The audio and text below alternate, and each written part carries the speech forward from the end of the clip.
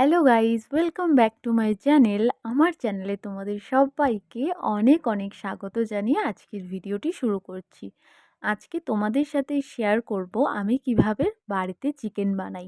হ্যাঁ, চিকেনটা কিন্তু খুব সহজেই বানিয়ে নেওয়া যায় বাড়িতে। আমরা চেষ্টা করলে সবাই পারবো, আর কম বেশি সবাই পারিও।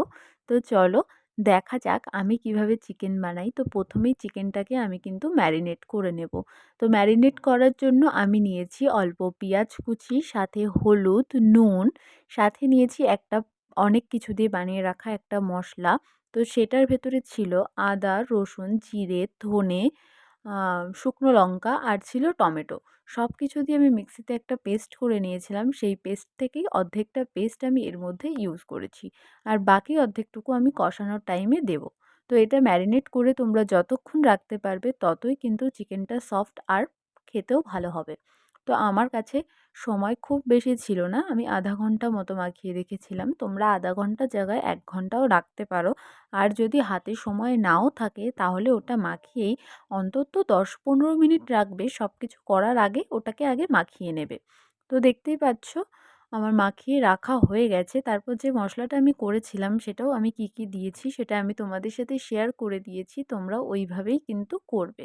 তারপরে আমি আলুটাকে ভেজে নিচ্ছি। হ্যাঁ, আমাদের বাঙালির চিকেনে আলু না দিলে কিন্তু চলে না। আমরা চিকেনে আলু খাই, আর আলুটা একটু বেশিই ভালো খাই। তো আমি আলুটাকে নুন হলুদ দিয়ে ভালো করে ভেজে ওটাকে তুলে রেখেছি। আর তেলের মধ্যে সংবাদ দিতে হবে হচ্ছে গিয়ে গোটা গরম মশলা, তেজপাতা। গোটা গরম মশলাটা আমার কাছে ছিল না, তাই আমি শুধু তেজপাতা দিয়েছি। তোমরা কিন্তু গোটা গরম মশলা আর তেজপাতা দুটোই দেবে ফোড়নে। দেওয়ার পর পেঁয়াজ কুচিটা ওর মধ্যে দিয়ে দিয়েছিলাম। দিয়ে একটু হালকা করে ভেজে নিয়েছি। খুব বেশি লাল করে ভাজার দরকার নেই, মোটামুটি করে ভাজলেই হবে।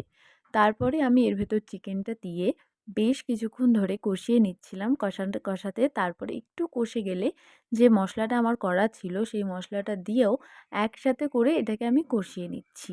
আর লঙ্কার গুঁড়ো আমি তখন ইউজ করিনি, আর এর ভেতরে লঙ্কার গুঁড়ো খুব বেশিও ইউজ করা যাবে না, কারণ আমি হচ্ছে গিয়ে শুকনো লঙ্কা কিন্তু বেটে দিয়েছি, নালে খুব বেশি ঝাল হয়ে যাবে। তো যে যেরকম ঝাল খাও সেই পরিমাণে লঙ্কার গুঁড়োটা ব্যবহার করো। আমিও খুব বেশি ঝাল খাই না, কিন্তু চিকেনের ক্ষেত্রে একটু ঝাল না হলে ভালো লাগে না।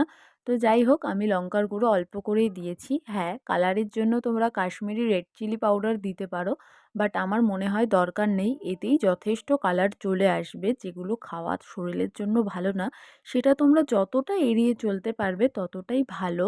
যে রান্না সুন্দর দেখতে হবে এই জন্য কাশ্মীরি রেড চিলি পাউডার না দেওয়াই ভালো। তো দেখো, তারপরে কষানো হওয়ার পর আমার দিদির মেয়েটা, যাকে আমি মাম্মাম বলে ডাকি, ও একটুখানি টেস্ট করে বলল যে দারুণ হয়েছে। তারপরে আমি কিন্তু চিকেনের ভেতরে জল দিয়ে এটা ফুটে ওঠার পর ঢেকে কিছুক্ষণ রেখে দিতে হবে, আলুটা যাতে সিদ্ধ হয়ে যায়। আর ঠিক নামানোর আগে এর ভেতরে দিয়ে দিতে হবে সানরাইজের শাহি গরম মশলা, যেটা দিয়ে নামালে এটার টেস্ট গন্ধ অনেকটাই চেঞ্জ হয়ে যাবে আর খেতে দারুণ লাগবে। আর মাটির উনুনে জানো তো, চিকেন বা মাংস-টাংস একটু করলে বেশ ভালো টেস্ট হয়। তোমরা কিন্তু অবশ্যই বাড়িতে এইভাবে বানিয়ে খেয়ে দেখো। আর হ্যাঁ, কেমন লাগলো সেটা কিন্তু আমাকে জানাতে ভুলো না।